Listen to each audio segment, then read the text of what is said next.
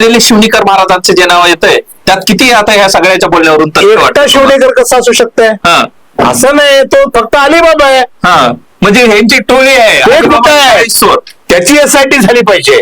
मग बदनामी का वाटते? अनेकांना आता वाटतं की संप्रदायाची बदनामी होती का सगळ्याची बदनामी होती का? बदनामी होती असं वाटतंय तुम्हाला? सांगले किती पैसे जमा केले, सगळा फ्रॉड मत मांडलं पाहिजे. गंभीर आहे विषय. लातूर मधून लाखो रुपयाची, कोट्यावधी रुपयाची लूट झाली. तोच महाकुंभ वादाच्या भोवऱ्यात सापडलाय. पण हिशोब कुठं होता? आता हिशोब मला माहित नाही होतो, त्याची नोंद धर्माज आयुक्ताकडे नाही. किंवा ते का ते असल्या भोरट्या लोकांच्या चोरीमुळे संप्रदाय बदनाम होतो का? असे बदमाशीगिरी करणारे, प्रचंड कोट्यावधीचा रुपये लोकांना भावनिक आवाहन करून जमवणारे आणि प्रपोटा घेणारे. आजही मला वाटतं तुम्हीच तो प्रश्न उपस्थित केला पादुकाचा. हे सांगा, पादुका खऱ्या होत्या का खोट्या होत्या? ज्यांना लातूरची लूट करायची होती प्लॅनिंग करून, हे मला वाटतं हे फार बुद्धीनं काम केलेलं. मला वाटतं कुणी लातूर जिल्ह्यामध्ये महाकुंभाचं आयोजन करण्यात आलं होतं. या महाकुंभाची राज्यभर चर्चा झाली, मात्र आता तोच महाकुंभ वादाच्या भोवऱ्यात सापडलाय. आज पत्रकार परिषद घेण्यात आली होती. पत्रकार परिषदेचे अर्थ काय आणि या सगळ्या मागलचे अर्थ काय हे समजून घेऊ. माझ्यासोबत आहेत राजू पाटील सर. सर नमस्कार. तुम्हीही प्रेसला होता, मीही होतो आणि अनेक पत्रकार लातूरचे होते.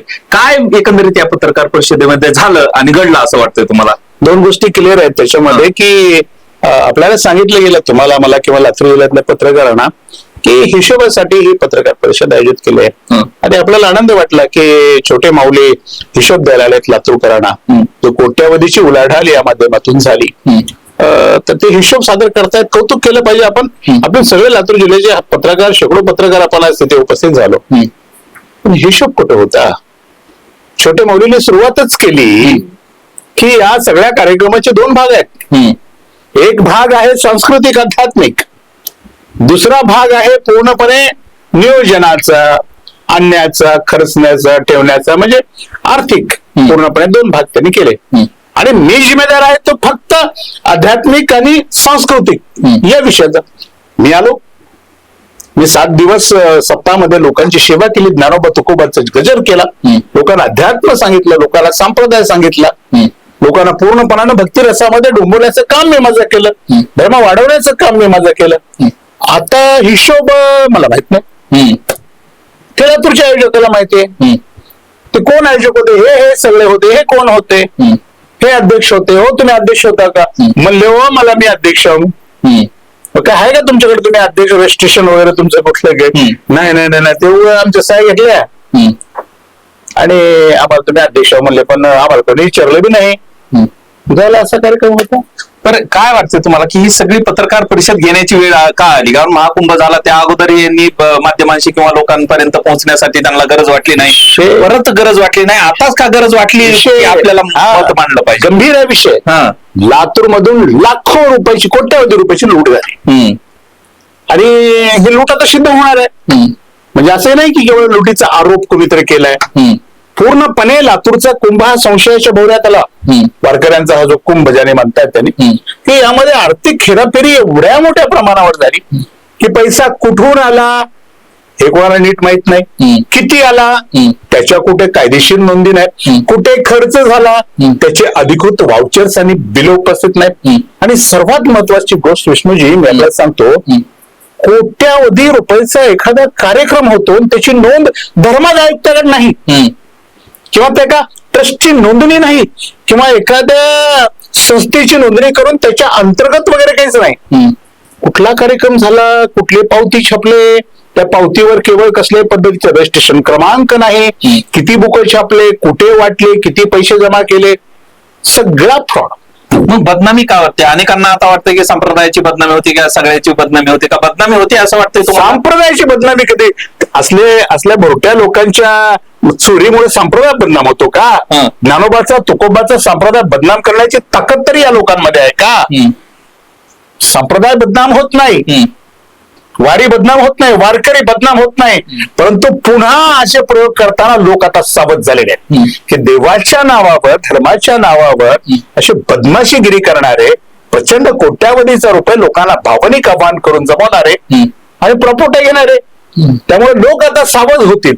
यामुळे बदनामी कोणाची झाली नाही ना, लातूरची बदनामी झाली नाही. उलट लातूर एखाद्या कार्यक्रमासाठी कोट्यावधी रुपये देतो, एवढे श्रीमंत लोक लातूरचे आहेत, हे हा संदेश महाराष्ट्राच्या कानाकोपऱ्यामध्ये गेला. खरं तर लाखो रुपये एकत्र आले, लोकांनी भावना आणि संप्रदायाप्रती असलेलं प्रेम किंवा तुकोबाच्या ज्ञानोबाच्या थेट पादुका येत आहेत या भावनेनं तिथं जुडले होते. मग ही आर्थिक गणित आणि आर्थिक स्वार्थ कसा आला असं वाटतं? आजही मला वाटतं तुम्हीच तो प्रश्न उपस्थित केला पादुकाचा. हे सांगा, पादुका खऱ्या होत्या का खोट्या होत्या? आजही त्यावर चर्चा झालीच ना. त्यावेळी त्यांनी काय युक्तिवाद केला? छोटे माऊलीने युक्तिवाद, छोटे माऊली स्वच्छ शब्दात असं म्हणाले नाहीत, ओ ह्या पादुका मूळ पादुका होत्या असं नाही म्हणाले, किंवा या पादुका खोट्या होत्या असंही नाही म्हणाले. ते काय म्हणाले, अहो मूळ पादुका कधीच कुठे जात नसतात, या सगळ्या काय संतांच्या पूर्वजांच्या पूजेच्या पादुका आहेत. मग हेलिकॉप्टरनं आणणं आणि इथं एवढा तामझाम करणं हे कशासाठी होतं वाटतं? हाही प्रश्न मला वाटतं पत्रकार परिषदेमध्ये आला. ते म्हणले साधा आमदार खासदार कोण आला, बघा युक्तिवाद कसा आहे, तर आपण एवढं थाटात त्यांचं स्वागत करतो, इथे तर साक्षात माऊलींच्या पादुका येत होत्या, त्या हेलिकॉप्टर मध्ये आणलं तर बिघडलंय कुठं, असा युक्तिवाद त्यांनी केला. विषय हेलिकॉप्टर मध्ये माऊलींच्या माऊलींचं नाव जोडलं ना त्याला, मला वाटतं ते हेलिकॉप्टर मध्ये नाही, ते आणखीन मोठ्या 800 कोटीच्या विमानातून आल्या तरी त्याचं स्वागत आहे. तो काय फार महत्वाचा मुद्दा नाही, लोकांच्या भावना त्यामध्ये. पण आर्थिक गणित कसे आले हे महत्वाचं आहे की तुम्ही इव्हेंट मॅनेजमेंट भावनात्मक, की लातूरमध्ये हेलिकॉप्टरनं हेलिकॉप्टर हा गरीब सामान्य माणसांसाठी अत्यंत मोठा विषय हो. या लोकांसाठी काय नसेल. आजही आहे हेलिकॉप्टर, तुम्ही आम्ही ओढून चाललं तर बघतो, एवढी त्याच्याबद्दलची आपल्या मनामध्ये हे हवेत फिरणारे यंत्र असेल कसं, अशा भावना आपल्या सर्वांच्या आहेत. कारण आपण सामान्य आहोत, शेतकरी आहोत, गरीब माणसं आहोत. आता माऊलींच्या पादुका हेलिकॉप्टरनं येत आहेत मला की हाच पहिल्यांदा एक इव्हेंट, आणि इथूनच हे इव्हेंट आणि ह्याने डोक्यात घेतलं त्याने नियोजन करतानाच, ज्यांना लातूरची लूट करायची होती प्लॅनिंग करून, हे मला वाटतं हे फार बुद्धीनं काम केलेलं. मला वाटतं कुणी तिथं झालेल्या कार्यक्रमाला नाव ठेवत नाही, आज कशालाच नाव ठेवत नाही. फक्त त्यांनी जी मॅनेजमेंट केली आणि अर्थकारणासाठी पैसा जमवण्यासाठी हे केलं, त्यातून हे घडतंय. आता कसं आहे, गाथा असेल, पारायण असेल, भजन असेल, कीर्तन असेल, प्रवचन असेल, सगळी संध्याकाळची कीर्तन असतील, मान्यवरांचं आगमन असेल, दर्शन सोहळा असेल, पादुका दर्शन असेल, कुठल्याही गोष्टीवर कोणाचंही ऑब्जेक्शन नाही. ऑब्जेक्शन काय की तुम्ही हा इव्हेंट करून देवाच्या नावावर जो पैसा जमा करून पळालात, पैसा तुम्ही हडप केला. बरं, आता तुम्हाला मग काय वाटतं की यात पळालेले शिवणेकर महाराजांचे जे नाव येतंय त्यात किती आता ह्या सगळ्याच्या बोलण्यावरून एकटा शिवणेकर कसा असू शकतंय? असं नाही, तो फक्त अलिबाबा आहे. म्हणजे ह्यांची टोळी आहे, त्याची एसआयटी झाली पाहिजे. आता देवेंद्र फडणवीसांनी राज्याच्या गृहमंत्री महोदयाने या प्रकरणावर एसआयटी नेमली पाहिजे. मग या सांप्रदायिक सगळा औरा करून कुणी अशी फसवणूक केली असं वाटतंय तुम्हाला? यात कोण कोण आहेत असं वाटतंय? नाही तर उघडपणे आज आपण पत्रकार परिषदेमध्ये जर सगळ्याचं तोडून जे नाव ऐकलं ते किशोर महाराजांचं आहे पूर्णपणे. अनेकांनी किशोर महाराज यांच्याकडे बोट, खरं म्हणजे आज आपण जे ऐकलं किंवा काही लोक सांगितलं, प्रत्येक पावतीचे पैसे संध्याकाळी किशोर महाराज गोळा करून घ्यायचे. म्हणजे किशोर महाराज याच्यामध्ये 110% दोषी आहेत. पण एवढ्यावरच नाहीये, अजून काही नाव आले बघा तिथे चर्चेमध्ये दुसरे 8 लोक. ते सांगत होते हे संध्याकाळी यायचे, पैसे घेऊन जायचे, हा कोणी शेडजी यायचा, हा कोणी भटजी यायचा, आणि त्यांच्याकडे ते, म्हणजे ही सगळी टोळी या किशोर महाराजांची होती. अच्छा, पूर्णपणाने. त्यामुळे एकट्या किशोर महाराजांवर सुद्धा कारवाई होऊन चालणार नाही. तर त्यांच्या सोबत असलेलं जे टोळकं आहे, म्हणजे यांनी सामूहिक प्लॅनिंग करून केली हा गुन्हा केली. प्लॅनिंग न लूट, हे प्लॅनिंग करून सगळ्यांनी एकत्र येऊन केलेली हा सगळा गुन्हा आहे आणि फ्रॉड. त्यावेळेस हे लोक समोर काल नाही असा एक प्रश्न उपस्थित होत होता, त्यावर त्यांनी उत्तर दिलं, ते समाधानी उत्तर होतं असं वाटतं? नाहीच ना. त्यावेळेस ते कसं आहे, आज जेवढी नावं पुढे आली ती कोणीच तिथं आज उपस्थित झाला नाही. लातूरमध्येच काही लोक होती, मला त्यानंतर फोनही आले काही लोकांचे की ज्यांच्यावर आरोप झाले, ते म्हणले आम्ही काय पैसे घेतले आणि त्यांच्याकडे दिले असं.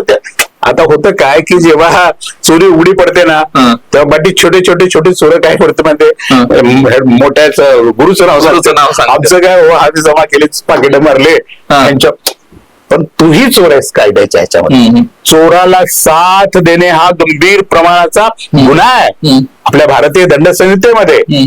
तुम्ही तर थेट चोरीमध्ये सहभागी हो. मला तुम्हाला हेही विचारायचं, मग त्यांनी पैसे ज्या कारणासाठी घेतले ते जेवढे पाहिजे होते त्यापेक्षा अधिकचे आले आणि त्यातूनच हा सगळा वाद झालाय. जाहीर काय त्यांनी केलं, फक्त आमटीसाठी पैसे मागत होते. आमटीचं नाव पुढे आलं. पण लोकांनी आपल्या, कसं आहे, त्यांनी मागितले आमटी, लातूरनं दिलं तूप. लातूर किती वैभवशाली आहे बघा.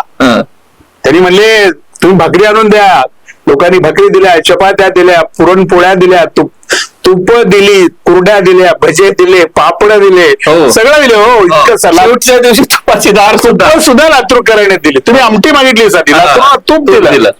पण तुमची लायकी सिद्ध केलात तुम्ही, की तुम्ही आमटीसाठी नाही, तुपासाठी नाही, तुम्हाला माल लाटायचा होता आणि त्याच्यासाठी तुम्ही लोकांची पूर्णपणे दिशाभूल केली.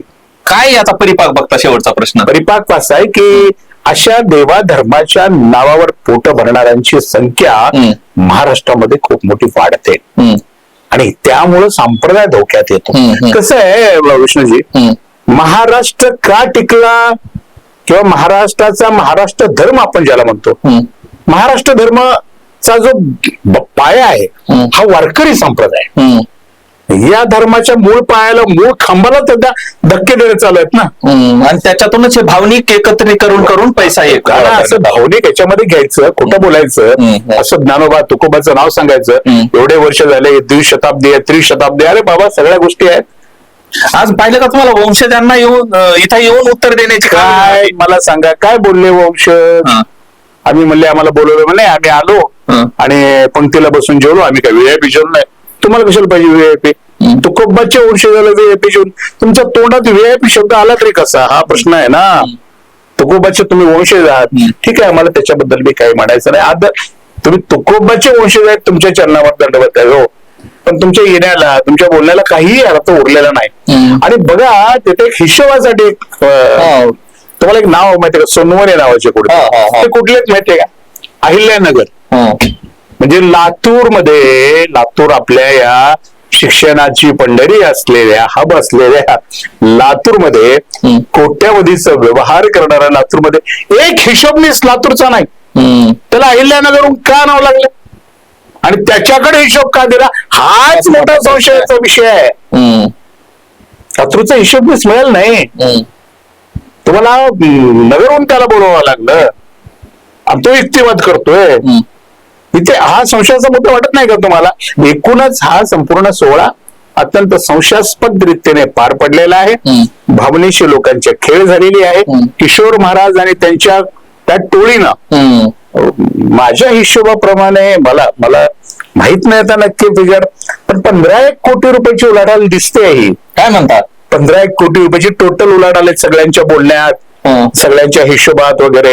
आता हे यांचे हिशोब 5 कोटी पर्यंत जात आहेत साधारणपणे, आता बोलतायत त्यांचे. पण नाही, हे खूप त्यापेक्षा मोठा हात मारला गेलाय आणि त्यासाठी एसआयटीची आता नितांत आवश्यकता आहे. सगळ्या लातूर जिल्ह्याला एसआयटीची मागणी करावी लागते.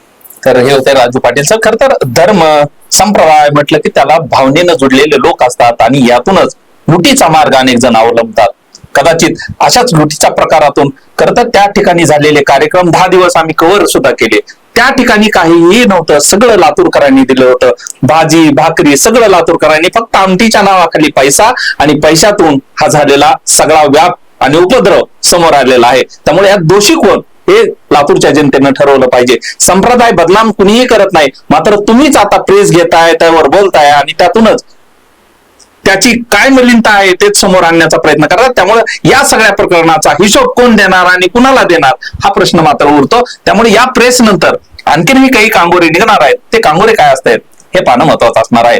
हा व्हिडिओ तुम्हाला आवडला असेल तर सर्वांना शेअर करा. चॅनलवर नवीन असाल तर चॅनल सबस्क्राईब करा. धन्यवाद सर. धन्यवाद.